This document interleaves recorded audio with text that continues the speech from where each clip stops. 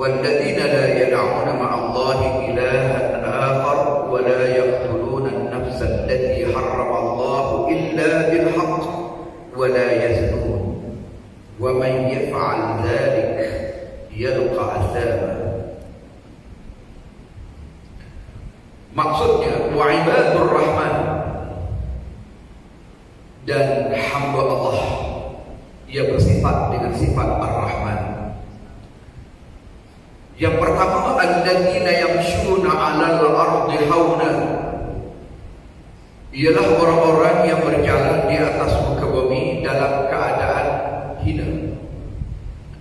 Ayat yang kita baca pada tengah hari ini ialah ayat yang Allah jelaskan dalam Al-Quranil Karim muwassafat ataupun kriteria, ciri-ciri hamba Allah.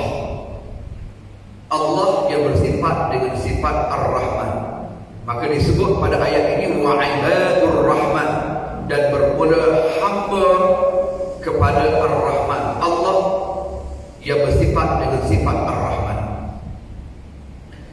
Semua di kalangan kita mengaku sebagai hamba Allah. Kadang-kadang pantas saja kita mengaku bahawa kita adalah hamba Allah dalam keadaan kita tidak tahu apakah ciri-ciri hamba Allah yang sebenarnya. Apakah benar kita seorang hamba Allah, ataupun kita hanya mengaku hamba Allah sedang ia tidak pernah diperakui oleh Allah, ataupun pengakuannya itu tidak diterima oleh Allah Subhanahu wa taala kerana tidak menepati muwassafat ataupun ciri-ciri yang telah digariskan oleh Allah Subhanahu wa taala. Jadi kita pada tengah hari ini ambil kesempatan untuk memastikan setiap individu di kalangan kita, termasuk saya yang bercakap, supaya benar-benar menepati ciri-ciri hamba Allah. Baik, apakah ciri-ciri hamba Allah? Allah sendiri yang menyenaraikan dalam ayat ini, bermula daripada ayat 63. Yang pertama, alladzina yamshuna 'alal ardi hauna, yaitu orang yang berjalan di atas muka bumi dalam keadaan hina.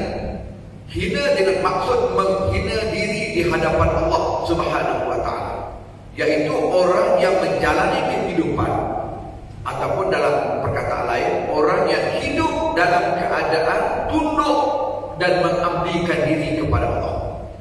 Dia tidak angkuh, dia tidak sombong di hadapan Allah Subhanahu wa taala, dengan maksud dia melaksanakan apa yang Allah perintah dan dia meninggalkan apa yang dilarang oleh Allah. Itu makna manusia yang menghina diri di hadapan Allah Subhanahu wa taala. Kalaulah sesuatu itu diperintah oleh Allah tetapi dia enggan melaksanakannya, malah menyanggahi perintah Allah, artinya dia adalah seorang manusia yang angkuh dan sombong, yang tak tahu diuntung, yang tak sedar diri.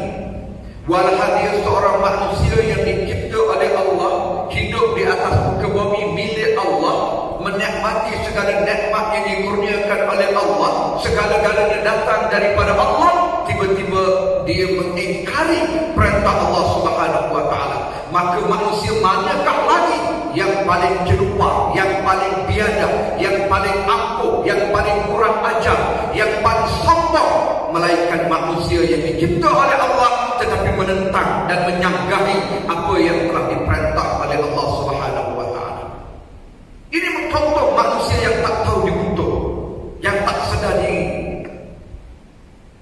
Maka untuk menjadi kita ini seorang hamba Allah dalam arti kata yang sebenar, ialah kita mesti bersedia untuk menjunjung tinggi kitab perintah Allah.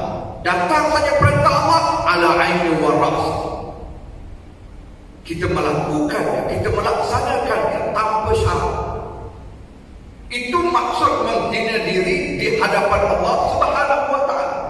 Sebagai contoh, manifestasi daripada rasa hina di hadapan Allah Subhanahu wa taala ialah kita diperintah oleh Allah untuk sujud. Setiap kali kita sembahyang, kita akan sujud. Sujud itu adalah suatu tindakan yang paling hina, meletakkan muka di atas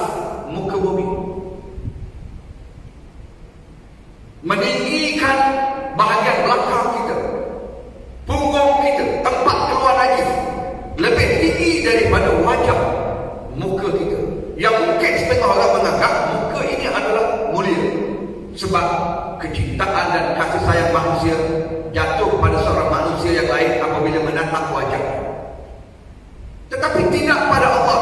Allah perintah kita sembah wajah kita ke tanah menghadap Allah Subhanahu wa taala. Justru kamu adalah manusia yang hina di hadapan Allah. Tetapi sujud ini tak dibenarkan kepada manusia. Sujud ini tak dibenarkan kepada makhluk selain daripada Allah Subhanahu wa taala. Sujud hanya diizinkan kepada Allah Subhanahu wa taala. Hatta kepatuhan seorang anak kepada ibunya sekalipun tidak sampai ke peringkat dia mesti sujud kepada ibunya. Tetapi Allah manusia tidak sujud. Artinya yang pertama, untuk menepati ciri-ciri seorang hamba Allah, kita mestilah menjalani kehidupan di atas muka bumi ini dalam keadaan tunduk dan patuh kepada Allah. Allah kata halal, halal. Allah kata haram, haram. Allah kata wajib, wajib. Allah kata buah, buah. Allah kata tinggal, tinggal. Tanpa syarat. Itu kepatuhan dan ketaatan kepada Allah. Baru kita layak jadi hamba Allah. Kalau Allah kata haram, kita buat. Lepas tu kita klaim kita hamba Allah. Allah kata wajib, tapi kita tinggal. Kemudian kita klaim kata kita hamba Allah. Dasar muka tak malu. Bagaimana kita boleh mengaku bahawa kita adalah hamba Allah dalam keadaan kita serba gagal untuk melaksanakan apa yang Allah perintah kepada kita? Itu yang pertama. Untuk menjadi seorang Muslim, untuk menjadi seorang yang benar-benar hamba kepada Allah, yang pertama ialah kita mesti menjalani kehidupan di atas muka bumi dalam keadaan hina di hadapan Allah. Itu yang pertama. Yang kedua, wa idza khatabahumul jahiluna qalu salama. Dan apabila kamu bercakap, berdepan dengan orang-orang yang jahil, orang-orang yang tidak memahami agama, yang tidak memahami Islam, qalu salam, maka berkatalah dengan perkataan-perkataan yang baik, yang sejahtera. Ini satu daripada ciri-ciri hamba Allah. Kita nak kenal seseorang itu hamba Allah apabila dia bercakap ataupun dia berdepan dengan seorang yang jahil, macam mana dia cara dia berkomunikasi, macam mana cara dia menyampaikan risalah, macam mana cara dia berdakwah, macam mana cara dia mendekati, membina hubungan dengan orang-orang yang jahil. Allah ajar apabila dia berdepan dengan orang-orang yang jahil, qalu salam, ucapkan kepada mereka dengan perkataan salama. Perkataan salama ini ditafsir oleh para alim ulama. Kebanyakannya terhenti di atas dua pengertian. Pengertian yang pertama ialah berkata benar, berkata baik. Qalu salama dengan mana? Cakap dia itu, cakap baik-baik dengan dia, sebab dia orang jahil. Kadang-kadang orang jahil ni kalau kita lawan cakap dengan dia, kita bertegak orang dengan dia, makin menyerahkan kejahilannya dan boleh merosakkan akhlak. Malah apa yang kita bimbang boleh merosakkan akidah. Umpamanya saya pernah mendengar dialog seorang yang ingin berdakwah. Dia orang muda. Ini juga kebetulan saya daripada Yatim. Dalam Yatim kita ada dai muda. Baik, ambil ayat ini sebagai satu pedoman kepada dai muda kita. Saya ada pengalaman dai kita ni ataupun orang yang ingin berdakwah dalam usia mudanya yang panas barat, semangatnya tinggi, dia menyampaikan risalah, dia pergi ke lokasi-lokasi tertentu, dan kes yang saya sebut sebagai pengalaman ini berlaku di sebuah kedai kopi. Dia masuk kedai kopi, dia bercakap tentang Islam, dia ajak madam dia supaya terima Islam. Tiba-tiba madam dia ini menepis ataupun membalas hujah, tidak mahu menerima seruan dakwah tersebut. Lalu berlaku perdebatan. Saya perhati daripada jauh. Dia berdebat, dia berhujah. Kawan ni habis daya menjelaskan Islam begini, Islam begini, kena terima. Akhir sekali madam kata, saya tak peduli apa yang kamu cerita Itu semua bohong. Itu semua alasan. Menyebabkan anak muda ni jadi geram. Lalu dia kata, apa yang kamu talak ini ialah Islam. Kafir jadi macam ini. Dia dah mula naik dia punya temperature. Talak Islam kafir. Orang yang menjadi madam ini, oleh kerana dia jahil dan terlibat pula dalam perdebatan yang sebegitu, daripada setengah jam tadi dah panas tak pada dia. Akhirnya jawab apa tu? Dia kata, aku dulu dia kafir. Tengok. Wasalah. Dia jahil. Kita panas marah. Kita nak dakwah kita ni, kita sampaikan sekarang juga orang kena terima. Tak boleh. Tak yang baik. Sebahagian daripada proses pentarbiyahan ummah, sebagaimana disebut oleh Al-Imam Hasan Al-Banna, ialah al-waqt. Al-waqtu juz'un min at-tarbiyah. Ambil proses, ambil masa. Jangan hari ni kita sampai, hari ni kita nak dia ikut Islam yang kita sampaikan. Tak boleh. Dia jahil, apa-apa dia jahil. Dia perlukan masa untuk berfikir.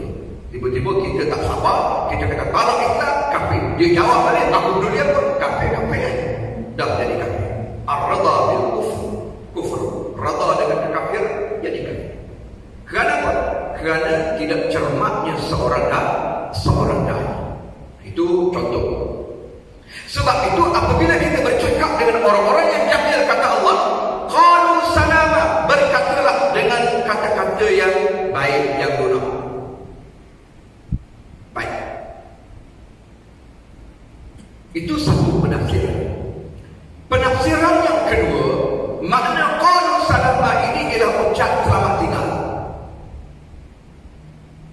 Apabila kita menyampaikan Islam kepada orang jahil, mungkin dia tak terima dengan sebab kejahilannya, dengan keangkuhannya, dengan kebodohannya, dia talak dengan kasar. Maka sikap kita ialah qalu salama, ucap selamat tinggal. Tak apalah, saya tak bermaksud untuk berhujah, saya tak bermaksud untuk berdebat. Apa yang telah saya sampaikan, saya telah sampaikan. Apa yang saya nak sampaikan, saya telah sampaikan. Ambillah masa untuk berfikir. Assalamualaikum warahmatullahi. Tinggal. Jangan debat. Jangan bertegang orang dengan orang yang jahil. Itu apa? Itu adalah sifat hamba Allah. Sebab kalau kita hanya nak berdebat dengan orang yang jahil, kadang-kadang kita akan tergelincir masuk dalam kelompok orang yang hanya nak mencari menang, mencari kemasyhuran. Sepatutnya kita dalam menyampaikan risalah Islam, kita kena tenang, kena cool, kena tenang, kena kuasai diri. Jangan biar syaitan menguasai kita. Tenang, relax. Boleh bertindak, boleh mengambil tindakan yang tegas, boleh bertindak dengan suatu tindakan yang nekat, tetapi tenang. Biar tindakan itu diambil dengan perhitungan yang telah masak, yang telah matang dan sebagainya. Jangan didorong oleh barang dan panas. Baik. Itu ciri-ciri hamba Allah. Idza khatabahumul jahiluna qalu salam. Sebab kalau kita layan orang yang bodoh, yang jahil ini, sila hari bulan dengan kita jadi jahil. Sama juga saya teringat almarhum Ustaz Ismail Hamis. Dia kata kalau kita layan orang gila, dan kita jadi gila. Contoh satu hari, ada seorang perawat pergi ke hospital gila, buat gila. Dia tengok orang gila itu memancing dalam baldi. Dia tegur orang gila. Dia kata, ada ikan ke dalam baldi itu? Dia tegur orang gila. Orang gila itu jawab balik, mu gila, mana ada ikan dalam baldi? Dah dapat gila biji. Pasal? Sebab kamu layan orang gila. Layan orang gila, jadi gila. Layan orang bodoh, jadi bodoh. Boleh jadi itu juga satu kaedah untuk kita mengaplikasikan qalu salam. Jangan berdebat dan jangan layan orang-orang yang jahil jika sekiranya dia tidak menerima apa yang kita sampaikan.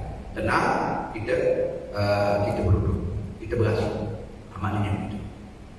Baik, saya sempat sebut dalam ni, kalau tak silap saya ada 11 atau 12 ciri-ciri. Jadi kira-kiranya balik ni tuan-tuan, buka surah Al-Furqan ayat 63, mula daripada ayat 63 sampai ke depan. Ada 11 atau 12 ciri-ciri hamba Allah. Jadi kira macam homework kan ni. Jaga kuliah, ada homework. Biasa budak-budak sekolah dia ada homework. Balik, buka Al-Quran ayat 63, pelajari sampai ke depan. Pelajari sifat-sifat hamba Allah.